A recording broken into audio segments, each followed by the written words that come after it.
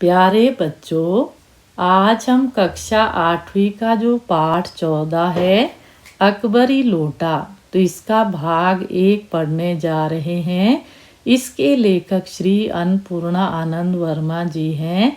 तो बच्चों, यह एक कहानी है। तो इस कहानी को आज अब हम विस्तृत रूप से पढ़ते हैं। अकबरी अर्थात अकबर के समय का लोटा अर्थात पात्र, बर्तन। लाला झाऊलाल को खाने पीने की कमी नहीं थी। काशी के ठठेरी बाजार में मकान था। ठठेरी बाजार होता है बर्तनों का बाजार। नीचे की दुकानों से 100 रुपये मासिक के करीब किराया उतर आता था। अच्छा खाते थे, अच्छा पहनते थे, पर 250 रुपये तो एक साथ आँख सेकने के लिए भी ना मिलते थे। आँख सेकना मतलब देखने के लिए, क्योंकि जो महीने का किराया आता था वो केवल 100 रुपया था। तो 250 बच्चों 250 रुपये होते हैं। इसलिए जब उनकी पत्नी ने एक दिन एकाएक अर्थात अचानक 250 रुपये की मांग पेश की, तब उनका जी एक बार जोर से सनसनाया और फिर बैठ गया। उनकी यह दशा देखकर पत्नी ने कहा, डरिए मत, आप देने में असमर्थ हों तो मैं अपने भाई से मांग लूं। अब पत्नी जो है लाला झाऊलाल से कह रही है। तो बच्चों, कहानी कुछ ऐसी चल पड़ी है कि लाला झाऊलाल है और उनकी पत्नी है। उनकी पत्नी ने अपने पति यानी कि लाला झाऊलाल से 250 रुपये यानी कि 250 रुपये की मांग की है, और साथ में ये भी कह दिया कि अगर आप नहीं दे सकते तो भाई से मांग लूंगी। तो अब बच्चों आगे चलते हैं। अब जब उन्होंने भाई से मांगने की बात की तो लाला झाऊलाल तिलमिला उठे। तिलमिला यानी कि क्रोधित हो गए। उन्होंने रोब के साथ कहा, रोब यानी कि दबदबे के साथ, अजी हटो, 250 रुपये के लिए भाई से भीख मांगोगी? मुझसे ले लेना, लेकिन मुझे इसी जिंदगी में चाहिए। अजी इसी सप्ताह में ले लेना। सप्ताह से आपका तात्पर्य 7 दिन से है या 7 वर्ष से? लाला झाऊलाल ने रोब के साथ खड़े होते हुए कहा, आज से 7वें दिन मुझसे 250 रुपये ले लेना। लेकिन जब 4 दिन ज्यों त्यों मैं यूं ही बीत गए और रुपयों का प्रबंध न हो सका, तब उन्हें चिंता होने लगी। प्रश्न अपनी प्रतिष्ठा का था। प्रतिष्ठा यानी कि इज्जत। अपने ही घर में अपनी साख का था। साख भी प्रतिष्ठा होता है। देने का पक्का वादा करके अगर अब दे ना सके तो अपने मन में वह क्या सोचेगी? उसकी नज़रों में उसका क्या मूल्य रह जाएगा? मूल्य अर्थात सम्मान। अपनी वाहवाही की सैकड़ों गाथाएं सुना चुके थे। कौन? लाला झाऊलाल अपनी पत्नी को अपनी प्रशंसा की सैकड़ों कहानियां सुना चुके थे। गाथाएं कहानियां होता है। अब जो एक काम पड़ा तो चारों खाने चित हो रहे। चारों खाने चित होना मुहावरा है, बुरी तरह परास्त होना। यह पहली बार उसने मुंह खोलकर कुछ रुपयों का सवाल किया था। इस समय अगर दुम दबाकर निकल भागते हैं तो फिर उसे क्या मुंह दिखलाएंगे? दुम दबाकर भागना, डर कर भाग जाना। तो अब लाला झाऊलाल इस तरह भागना नहीं चाहते थे। खैर, एक दिन और बीता। 5वें दिन घबराकर उन्होंने पंडित बिलवासी मिश्र को अपनी विपदा सुनाई। विपदा यानी कि विपत्ति, मुसीबत। संयोग कुछ ऐसा बिगड़ा था कि बिलवासी जी भी उस समय बिल्कुल खुक थे। खुक यानी कि खाली। उन्होंने कहा, मेरे पास है तो नहीं, पर मैं कहीं से मांग जांच कर लाने की कोशिश करूँगा, और अगर मिल गया तो कल शाम को तुमसे मकान पर मिलूँगा। वही शाम आज थी। हफ्ते का अंतिम दिन।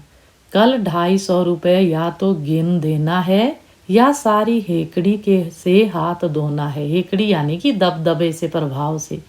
यह सच है कि कल रुपया न आने पर उनकी स्त्री उन्हें डामल फांसी न कर देगी। तो डामल फांसी होता है बच्चों आजीवन कारावास या फिर देश निकाला। केवल जरा सा हंस देगी, पर वह कैसी हंसी होगी, कल्पना मात्र से झाऊलाल में मरोड़ पैदा हो जाती थी।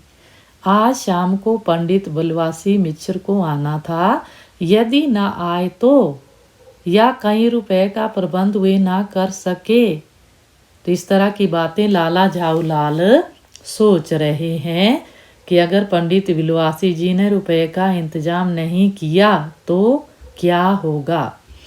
इसी उधेड़ बून में पड़े लाला झाऊलाल छत पर टहल रहे थे। उधेड़ बून भी मुहावरा होता है सोच विचार। कुछ प्यास मालूम हुई, उन्होंने नौकर को आवाज दी। नौकर नहीं था, खुद उनकी पत्नी पानी लेकर आई। वह पानी तो जरूर लाई, पर गिलास लाना भूल गई थी। केवल लोटे में पानी लिए वह प्रकट हुई। फिर लोटा भी संयोग से वह जो अपनी बेढंगी सूरत के कारण लाला झाऊलाल को सदा से नापसंद था। बेढंगी यानी कि जिसकी शक्ल अच्छी नहीं है। था तो नया, 2 साल ही बना, पर कुछ ऐसी गड़न उस लोटे की थी, गड़न यानी कि बनावट, कि उसका बाप डमरू, माँ चिल्म रही हो। लाला ने लोटा ले लिया, बोले कुछ नहीं। अपनी पत्नी का अदब मानते थे। अदब यानी कि सम्मान, मानना ही चाहिए, इसी को सभ्यता कहते हैं।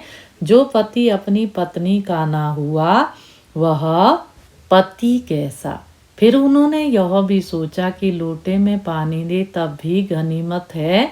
अभी अगर चूं कर देता हूँ तो बाल्टी में भोजन मिलेगा, तब क्या कारण करना बाकी रह जाएगा। गनी मतलब संतोष समझो कि भाई अगर मिल रहा है तो चुपचाप पी लो। लाला अपना गुस्सा पीकर पानी पीने लगे। उस समय वे छत की मुंडेर के पास ही खड़े थे। मुंडेर यानी कि छत के किनारे में।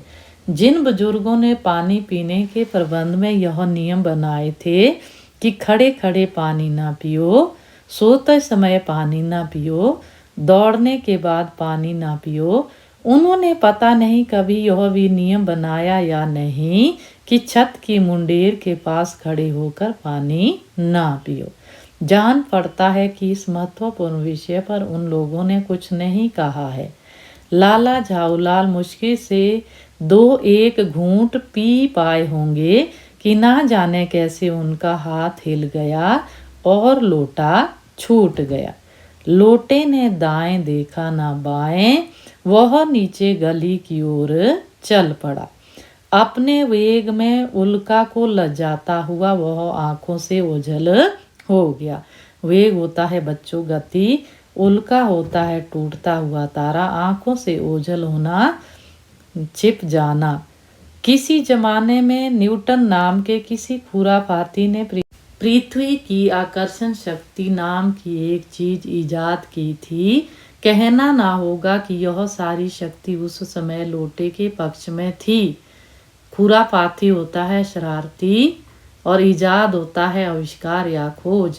तो न्यूटन यहाँ पे वैज्ञानिक है बच्चों, आप जानते हैं, जिन्होंने गुरुत्वाकर्षण का नियम खोजा था। तो उसी की बात यहाँ पे कर रहे हैं कि तभी लोटा जो है नीचे की ओर जा रहा है। तो अब बच्चों हमने भाग 1 आज कहानी का पढ़ा है, तो ये आपको समझ आया होगा, जिसमें हमने लाला झाऊलाल और उनकी पत्नी की आपस में नोक झोंक चल रही है। अब कुछ कठिन शब्द जो भाग 1 में हमें पढ़ते हुए आए हैं वो यहाँ पे दिए गए हैं। आप इन्हें ध्यान से देखें और इनके अर्थ समझें तथा कॉपी में इन शब्दार्थ को आप सुंदर और साफ तरीके से लिखें भी। तो आज की वीडियो में बच्चों हम इतना ही पढ़ेंगे।